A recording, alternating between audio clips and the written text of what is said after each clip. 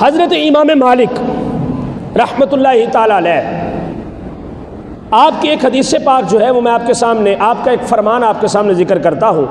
امام مالک وہ ہیں کہ 40 سال آپ نے نبی کریم علیہ الصلاۃ والسلام کے مبارک روضہ شریف کے پاس بیٹھ کر 40 سال علم حدیث کا درس دیا ہے مدینہ شریف کے اندر۔ امام مالک رحمۃ اللہ تعالی علیہ فقہ مالکی کے جو امام ہیں، مجتہد ہیں، 40 سال آپ نے علم حدیث کا فن اور حدیث کا علم جو ہے 40 سال آپ نے حضور کے روضہ پر انور شریف کے پاس بیٹھ کر علماء کو پڑھایا ہے۔ اور ادب کا کیا مقام تھا؟ ادب کا مقام یہ تھا کہ حدیث کی کتاب کے صفحے کو بھی اتنے آرام سے آپ پلٹتے تھے کہ کہیں اس کی آواز بھی پیدا نہ ہو کہ حضور کی بارگاہ میں بے ادبی ہو جائے گی، اتنا ادب تھا۔ اور مدینہ شریف کی گلیوں میں جب چلتے تھے تو دیواروں کے ساتھ ساتھ ہو کے چلتے تھے۔ کسی نے پوچھا کہ حضرت آپ ایسا کیوں کرتے ہیں؟ ادب اور عزت رسول صلی اللہ علیہ وسلم کا مقام دیکھیے، خیال دیکھیے آپ کا، کہ آپ فرماتے تھے کہ میں اس لیے یہ انداز اختیار کرتا ہوں کہ کہیں میرا قدم اس جگہ پر نہ آ جائے جہاں پر حضور علیہ الصلوۃ والسلام کے مبارک قدم لگے ہوئے ہیں۔ اتنا احترام تھا آپ کی نظر میں حضرت امام مالک رحمۃ اللہ تعالی علیہ کی نظر میں رسول اللہ علیہ الصلوۃ والسلام کا۔ آپ نے ایک جملہ جو ہے وہ ذکر فرمایا، اس کو سماعت فرمائیں۔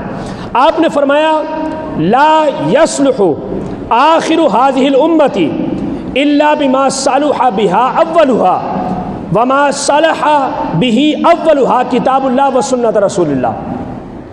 آپ فرماتے ہیں کہ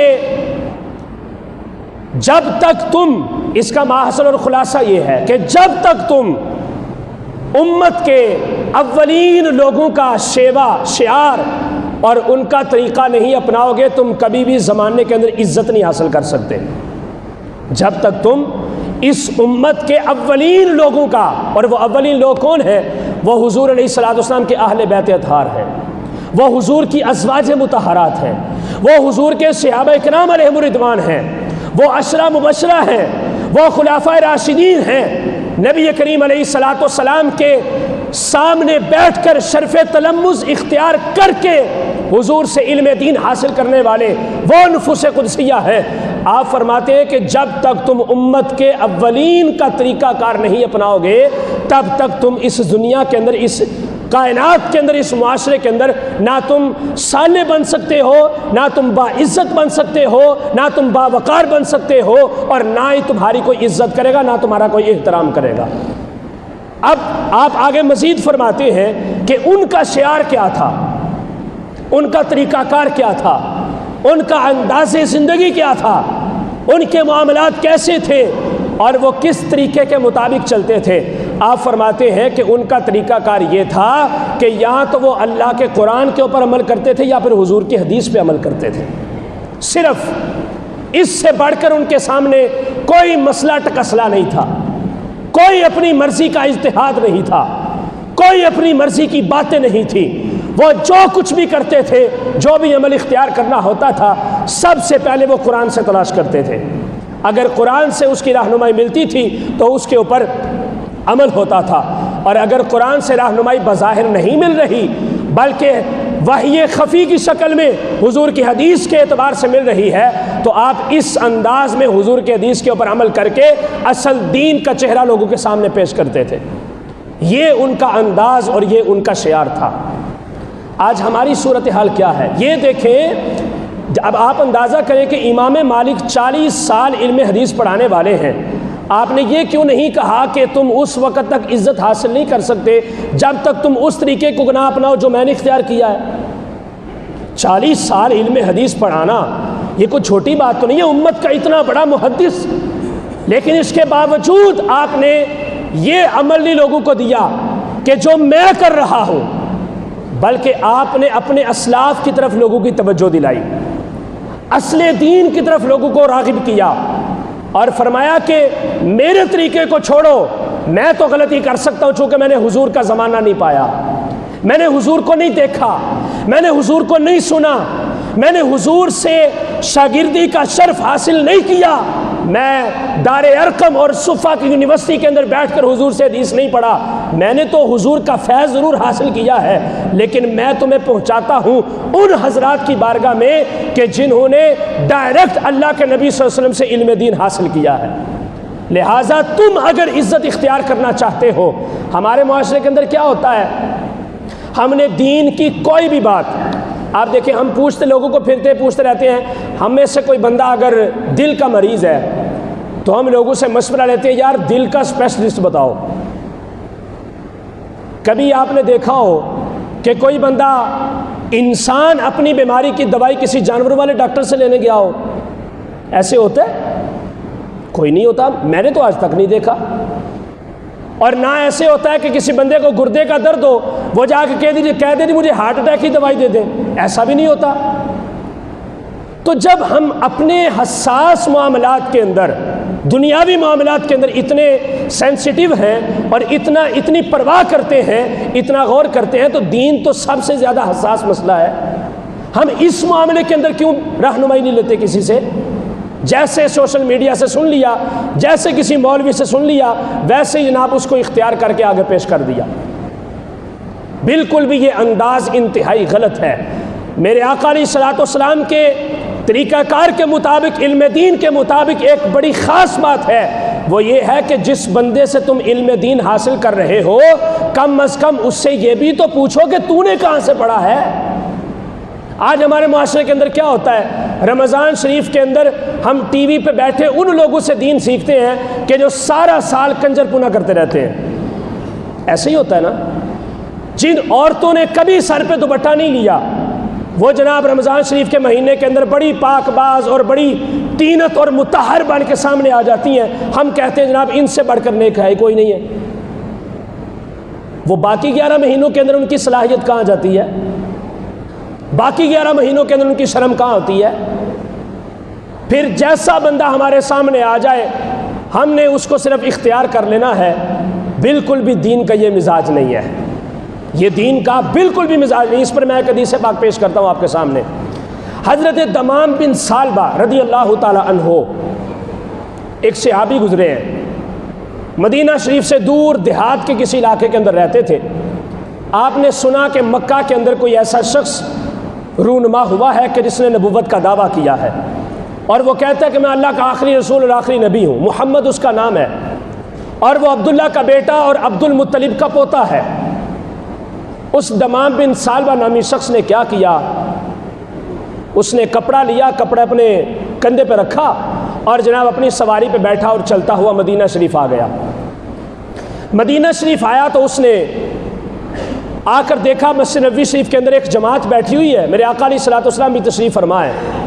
اس نے آ کر آواز دی، کون ہے تم میں سے ابن عبد المطلب، عبد المطلب کا بھتیجا پوتا تم میں سے کون ہے؟ صحابہ کرام علیہم رضوان نے اشارہ کیا کہ وہ سامنے جو تکیے کے ساتھ ٹیک لگا کے خوبصورت چمکدار چہرے والی شخصیت بیٹھی ہے وہ حضرت عبد المطلب کے بیٹے پوتے جناب محمد رسول اللہ صلی اللہ تعالی علیہ وسلم ہیں۔ اس نے آ کر کہا کہ من انت محمد، کیا آپ محمد ہیں؟ آقا علیہ الصلوۃ والسلام نے فرمایا ہاں میں محمد صلی اللہ علیہ وسلم ہوں۔ اس نے کہا جی میں نے یہ سنا ہے کہ آپ نے یہ دعویٰ کیا ہے کہ آپ کو اللہ نے اپنا رسول بنا کے بھیجا ہے۔ نبی کریم علیہ الصلوۃ والسلام نے فرمایا نعم اللہ ارسلنی، ہاں میں اللہ کی قسم کھا کے یہ بات کہتا ہوں کہ مجھے اللہ نے اپنا رسول بنا کے بھیجا ہے۔ اس نے کہا اچھا۔ اس نے کہا میں نے یہ سنا ہے کہ آپ یہ کہتے ہیں کہ اللہ ایک ہے۔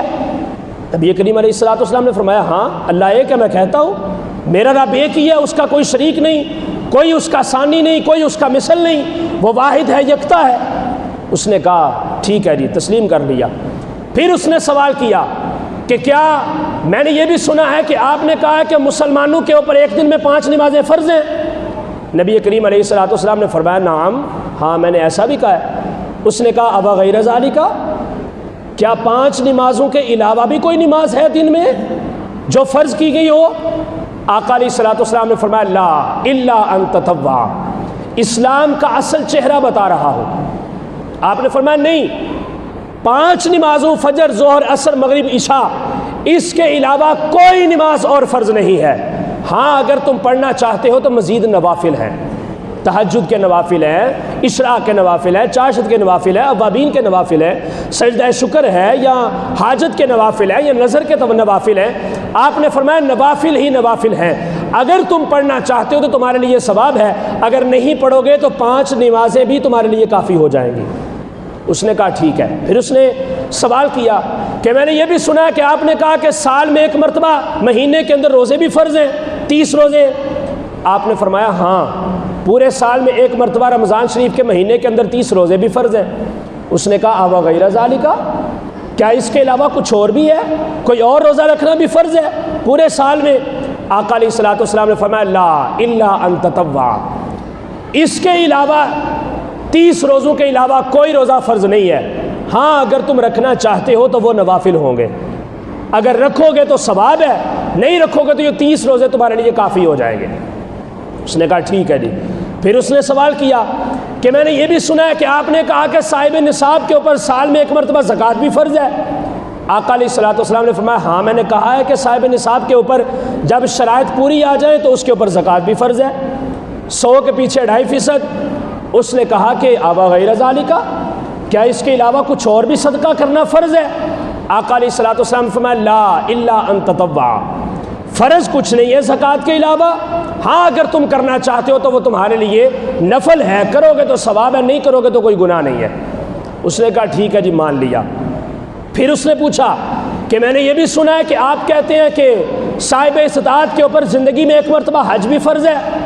آقا علیہ الصلوۃ والسلام نے فرمایا ہاں میں نے کہا ہے کہ صاحب استطاعت کے اوپر زندگی میں 1 مرتبہ حج بھی فرض ہے۔ اس نے کہا آوا غیر ذالک، کیا اس کے علاوہ مزید بھی کر سکتا ہے بندہ؟ آپ نے فرمایا کہ لا الا ان تطوع، اگر 1 سے زائد اللہ نے تمہیں استطاعت دی ہے، توفیق دی ہے، 1 مرتبہ تم نے حج کر لیا، تمہارا فرض ادا ہو چکا ہے، اب اس سے بڑھ کر اگر تم کرنا چاہتے ہو تو وہ تمہاری یہ نفلی عبادت ہے، تمہارے اوپر فرض نہیں ہے، واجب نہیں ہے۔ اب اس کے بعد اس نے سوال کیا کہ یا رسول اللہ، کیا یہی ساری چیزیں اصل دین ہیں، دین کی بنیادی چیزیں؟ آج ان کی طرف ہمارا کوئی رجحان نہیں ہے، ان کی ہمیں کوئی پرواہ نہیں ہے۔ اصل دین کی طرف فروعی مسائل کے اندر آ کے جناب ہم کفر کے فتوے، گالیاں اور جناب لعن طعن بڑا کچھ کرنے کے اوپر آ جاتے ہیں۔ لیکن اگر ہم میں سے کسی بندے کو کہا جائے نا بھائی نماز نہیں چھوڑو بلکہ اذان کے کچھ مسئلے بتا دو، وہ کہتا ہے بس اذان ہونی چاہیے، باقی کچھ پتہ ہی نہیں کہ اذان کیسے کہتے ہیں۔ ہر بندے کو شوق ہے کہ میں اذان پڑھ لوں، لیکن کیا ہے کسی کو کوئی پتہ نہیں کہ شرعی حیثیت کیا ہے اس کی۔ اسلام کہتا ہے لحن اچھا ہونا چاہیے، آواز خوبصورت ہونی چاہیے، انداز تمہارا بہتر ہونا چاہیے، اور پھر تمہارا تلفظ بڑا ٹھیک ہونا چاہیے، کم از کم تمہاری آواز کو سن کر لوگوں کے دل کے اندر کھینچ پڑے کہ وہ دوڑتے ہوئے کھنچے ہوئے مسجد کے اندر عبادت کے لیے آ جائیں۔ ہم میں سے کسی کو نہیں پتا، ہم میں سے بس یہی پتا کہ حضور کے حدیث ہے کہ جناب اذان کی اتنی فضیلت ہے، اگر میں تمہیں بتا دوں تو اس کے اوپر قتل و غارت شروع ہو جائے، بس یہ ہمیں پتہ ہے، اس کے علاوہ ہمیں کچھ بھی پتہ نہیں ہے۔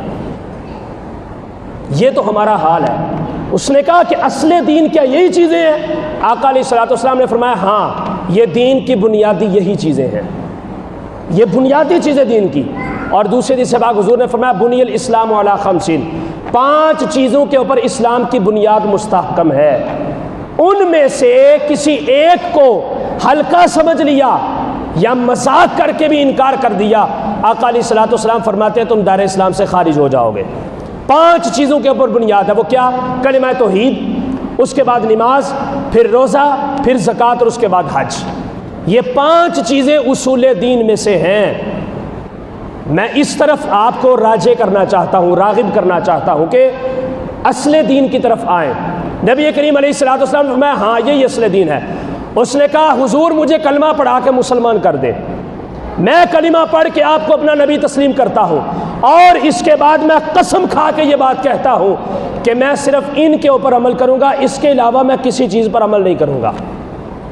وہ اتنی بات کہہ کے چلا گیا۔ دمام بن سالبہ رضی اللہ تعالیٰ عنہ، آقا علیہ الصلوۃ والسلام نے صحابہ سے فرمایا اس کو دیکھو، یہ جو جملہ کہہ کے گیا ہے اگر سچے دل سے اس کے اوپر کاربند رہا تو اللہ رب العزت اس کو جنت کے اندر اعلیٰ مقام عطا فرمائے گا۔